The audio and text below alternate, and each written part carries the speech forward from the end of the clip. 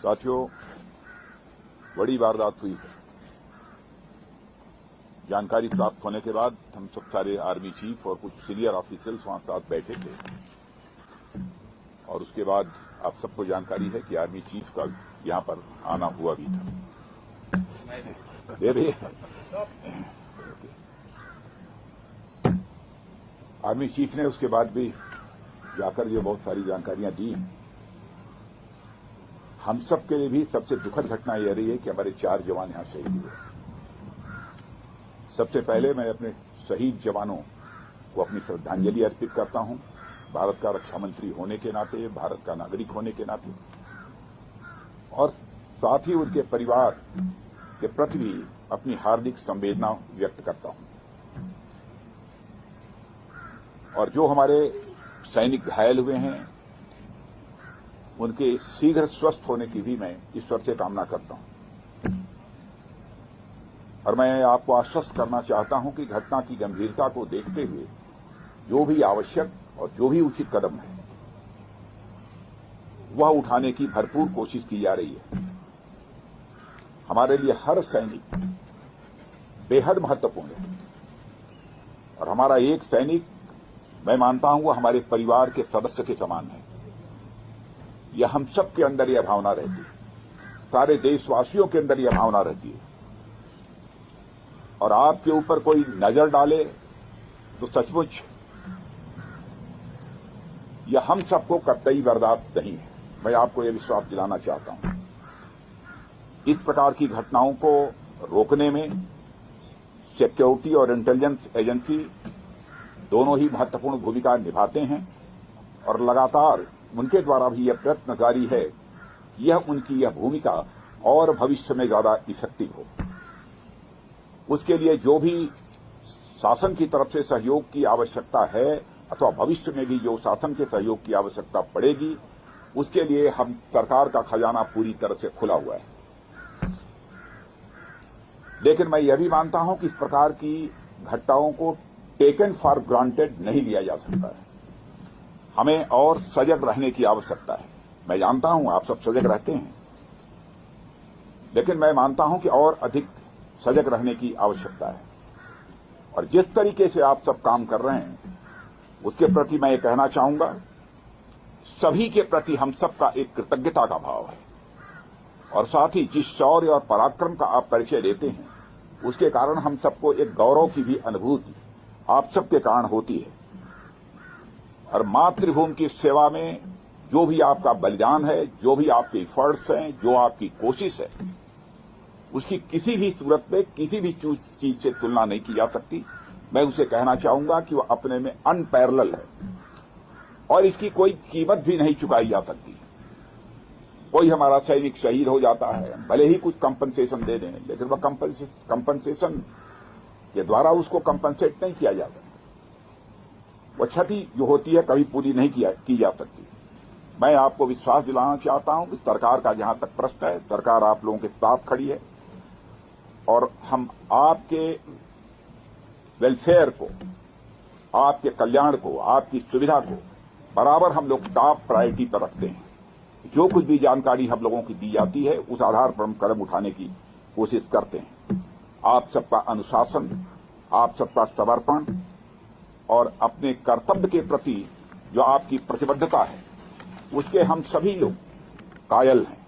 यह भी मैं आपको जानकारी देना चाहता हूं। और साथियों, मैं आपको बतलाना चाहता हूं कि भारतीय सेना सारी दुनिया में कोई साधारण सेना के रूप में नहीं मानी जाती। लोग यह मानते हैं कि भारतीय सेना जैसी पहले थी उससे कहीं अधिक अब ताकतवर हो गई है और साथ ही हमारी भारतीय सेना पहले के कंपैरिजन में काफी वेल इक्विप्ड हो गई है। आप सभी इस देश के रक्षक हैं। देश की रक्षा के साथ साथ मैं आप लोगों से विशेष आग्रह करना चाहता हूं, देश की रक्षा की जिम्मेदारी आप लोगों के ऊपर है, लेकिन इस देश की रक्षा के साथ साथ अपने देशवासियों का दिल जीतना यह भी आपके लिए बहुत बड़ी जिम्मेदारी आपके कंधों के ऊपर है। मैं जानता हूं इस दृष्टि से भी आप लोग अपनी तरफ से प्रयत्न करते रहते हैं, लेकिन हो सकता है कि कभी चूक होती है, प्रयत्न ही होना चाहिए।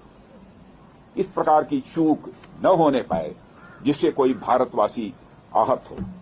जिस देश की आप सेवा कर रहे हैं उस देश के लोगों के साथ भी सक्रिय रूप से जुड़े रहें, उनका विश्वास आप प्राप्त करें, समझ को बढ़ावा दें और उसमें आप महत्वपूर्ण भूमिका आप निभा सकते हैं और आप निभाते भी हैं, लेकिन उसे और अधिक गंभीरतापूर्वक निभाने की आवश्यकता है। मैं यह मानता हूं समय समय पर उनके बीच जाकर देशवासियों के साथ उनका कुशल क्षेम पूछना,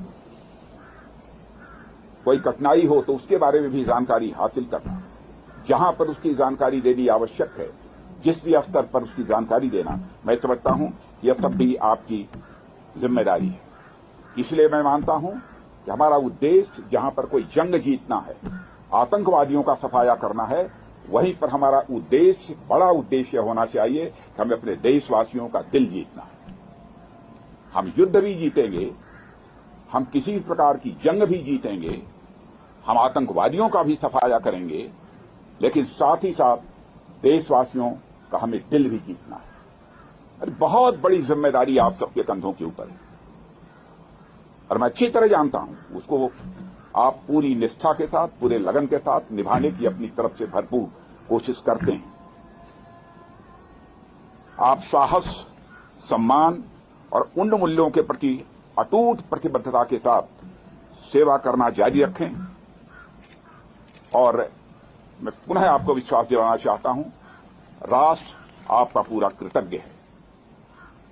और मैं आज के अवसर पर इससे ज्यादा कुछ न कहते हुए मैं पुनः अपनी तरफ से आप सबको हार्दिक शुभकामनाएं देता हूं और आपके परिवार का भी मैं यहां पर अभिनंदन करता हूं। यह जानकर आप लोगों ने एक सैनिक बनने का संकल्प लिया। किसी भी प्रकार का जोखिम आ सकता है, सैनिक के रूप में अपनी भूमिका निभाते हुए हमारी जान भी जा सकती है, कुछ भी हो सकता है, फिर भी यदि जोखिम उठाया है तो ये कोई छोटी बात नहीं है। आपके जीवन का एक बहुत बड़ा संकल्प रहा होगा, तब आपने सेना में भर्ती होने का फैसला किया है। आप सबकी यह सोच और जो आप कुछ कर रहे हैं वह कृत्य, मैं देश का रक्षा मंत्री होने के नाते कहना चाहूंगा, वह अभिनंदनीय है। जनता का किस प्रकार का भाव आपके प्रति रहता है यह मुझे बतलाने की आवश्यकता नहीं है। आप भी गांवों में जाते होंगे तो आपको एहसास होता होगा।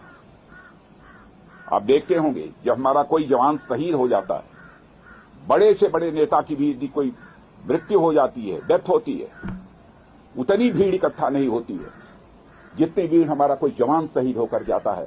इतनी बड़ी संख्या में लोग वहां पर एकत्रित होते हैं अपनी श्रद्धांजलि अर्पित करने के लिए। हजारों हजारों, लाखों लाखों लोगों की आंखों में आंसू आते हैं।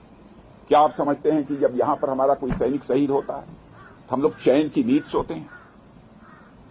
हम लोग भी इंसान हैं, क्या गुजरती है हम लोगों के ऊपर हम लोग जानते हैं। लेकिन आपके शौर्य और पराक्रम पर दोस्तों हम लोगों को पूरा विश्वास है।